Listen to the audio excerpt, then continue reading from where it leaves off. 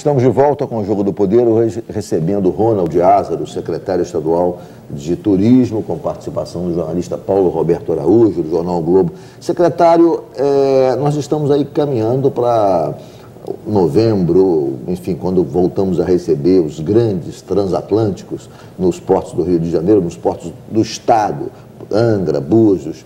Muito bem, que tipo de avaliação o senhor tem desse tipo de atividade turística para o estado? É importante, não é importante? Injeta na economia o quê? Qual é a grandeza da participação dos cruzeiros no turismo do Rio de Janeiro?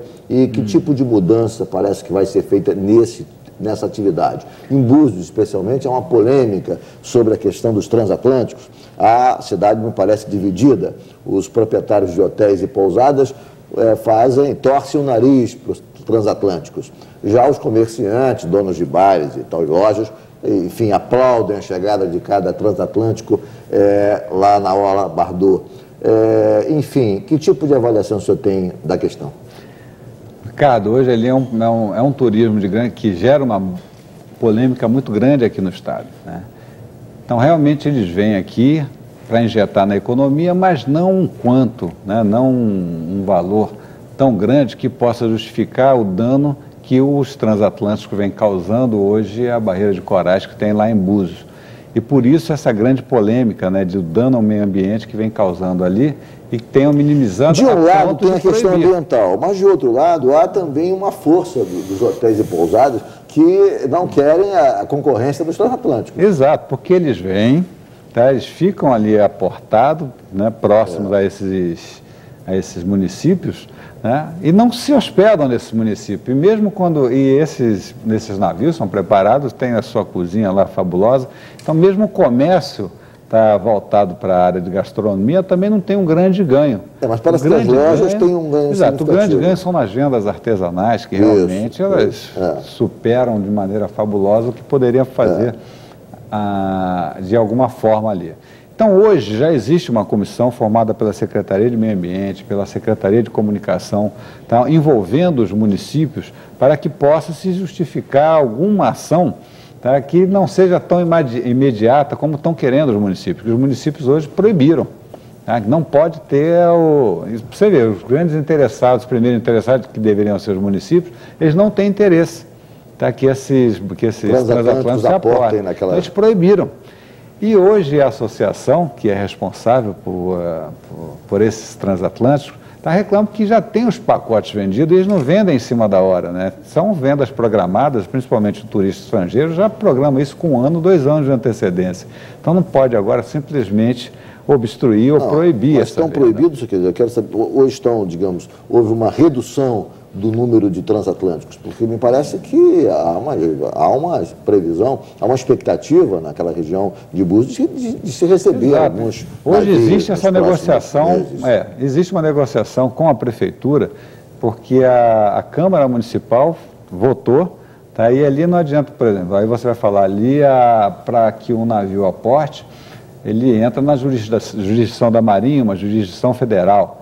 Mas hoje a movimentação para aportar e descer dentro do município depende também da jurisdição municipal. Então, quando eles proíbem de se instalar, ou se aportar ou atracar um transatlântico, eles criam uma série de dificuldades para que esse turista solte e venha conhecer o seu município. Então, na verdade, precisa se conversar,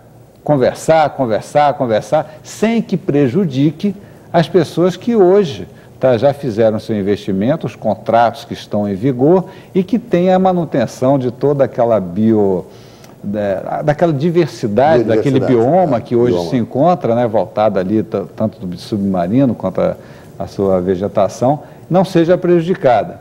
Então, ainda existe um momento de conversação, negociação, tá, que deve ser desdobrado ao longo ainda desse ano. Paulo Roberto. Secretário, neste fim de semana agora, você não conseguia uma vaga nos hotéis de Itaipava. Por quê? Foi realizado agora, neste fim de semana, um encontro de motociclistas de Petrópolis. O motociclismo é hoje uma atividade que mais movimenta o turismo fluminense na baixa temporada, assim como também o turismo rural. O senhor tem algum programa para estimular esses esportes populares não competitivos? Tem sim. Hoje não só ao motociclista, né? Mas principalmente hoje existe o turismo de aventura, o turismo religioso, o turismo social. A gente quer fazer hoje um calendário que ele não fique preso necessariamente a um local específico. Então, se a gente faz essa movimentação dos motociclistas a uma região, tá, que não se vincule somente, por exemplo, Itaipava, e isso a gente comemora. Se por um lado a gente fala lotavam todos os hotéis, a gente comemora que estejam lotados todos os hotéis.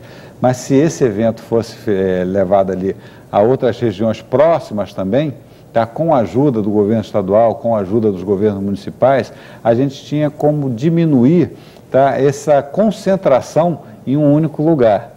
Então, hoje a Secretaria de Turismo está convidando essas associações. A gente tem lá em Rio das Ostras, a gente tem em Varriçaia, a gente tem em vários outros municípios esse encontro de motociclistas que realmente são fabulosos. Então, a gente tem convidado para fazer um calendário, tá, que atenda, tá, a demanda dessas associações e que a gente possa contemplar com outras regiões que ajudem a absorver esse impacto, que é de grande monta, é um grande número de pessoas que vêm nesses eventos. Nós estamos a 2 minutos do encerramento do programa e eu queria introduzir mais uma pergunta, queria fazer mais uma pergunta que eu acho que, enfim, é um tema que nós não conseguimos abordar, talvez o tempo não seja suficiente, mas, de qualquer maneira, vamos sucintamente tratar do assunto.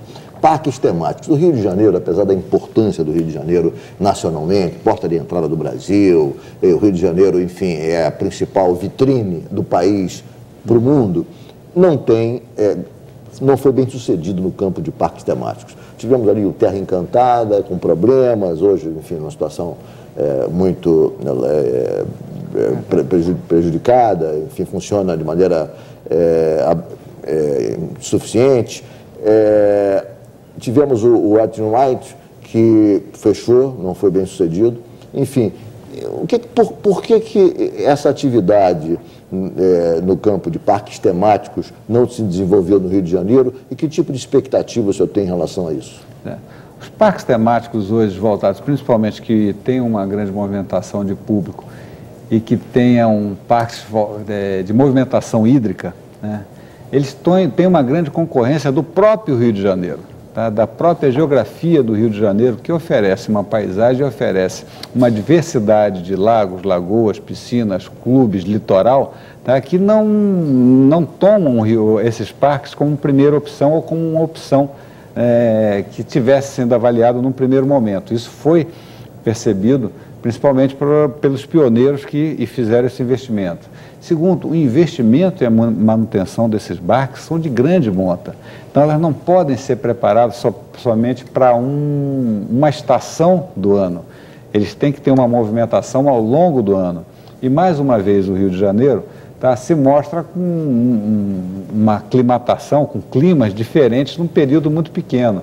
Demanda muito mais estudo para que o investimento nos parques temáticos sejam não só voltados para a forma hídrica, mas de outros temas, né, principalmente a gente vê na área de vegetação, ou da área de pássaros, ou na área de animais, que teriam uma visitação muito mais constante, muito mais perenes, e que pudessem trazer um lucro para esses investimentos, tá, que aí não ficaria preso somente a uma determinada época do ano. Por exemplo, você ir nesses parques de piscinas, de água, de tobogã, numa época de frio, e o frio do Rio de Janeiro, esse ano, a gente chegou a pegar 9 graus, 10 graus. Quem é que vai poder entrar no negócio? Verdade. Infelizmente, nosso tempo se esgotou, teríamos aqui outros questionamentos, ficará para o próximo programa. Foi um prazer recebê-lo aqui, secretário Ronald Azaro. Muito obrigado, Ricardo, muito obrigado, Paulo. E o Rio de Janeiro realmente vive esse momento ímpar. Daí a gente está abraçando essa oportunidade com toda a força que a gente tem. Muito obrigado, Paulo Roberto Araújo, pela sua participação no programa. Obrigado principalmente a você que nos acompanhou até agora pela rede CNT. O Jogo do Poder volta no próximo domingo, às 11 da noite. Muito obrigado pela audiência e até lá.